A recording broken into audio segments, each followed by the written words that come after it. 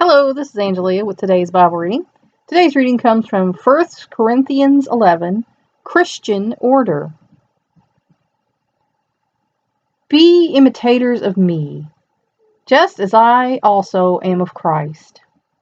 Now I praise you because you remember me in everything and hold firmly to the traditions, just as I delivered them to you.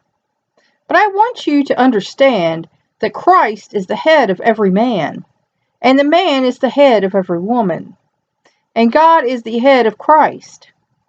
Every man who has something on his head while praying or prophesying disgraces his head. But every woman who has her head uncovered while praying or prophesying disgraces her head. For she is one and the same as the woman whose head is shaved. For if a woman does not cover her head, let her also have her hair cut off. But if it is disgraceful for a woman to have her hair cut off or her head shaved, let her cover her head. For a man ought not to have his head covered, since he is the image and glory of God. But the woman is the glory of man. For man does not originate from woman, but woman from man. For indeed man was not created for the woman's sake, but woman for the man's sake. Therefore the woman ought to have a symbol of authority on her head, because of the angelic. However, in the Lord, neither is woman independent of man, nor is man independent of woman. For as the woman originates from the man, so also the man has his birth through the woman. And all things originate from God. Judge for yourselves. Is it proper for a woman to pray to God with her head uncovered? Does not even nature itself teach you that if a man has long hair, it is a dishonor to him? But if a woman has long hair, it is a glory to her. For her hair is given to her for a covering. But if one is inclined to be contentious, we have no other practice, nor have the churches of God. But in giving this instruction, I do not praise you, because you come together not for the better, but for the worse.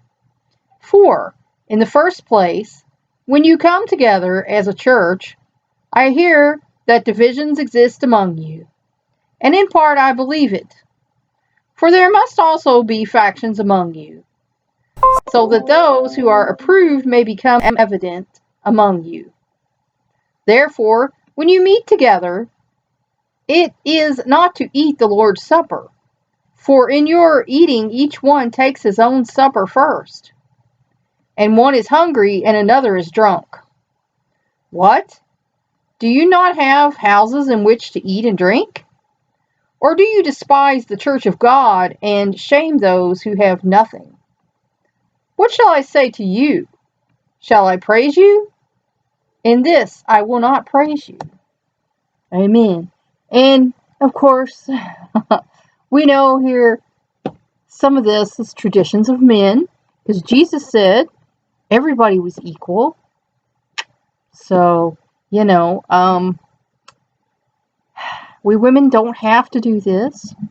And we also don't have to, have a man over us.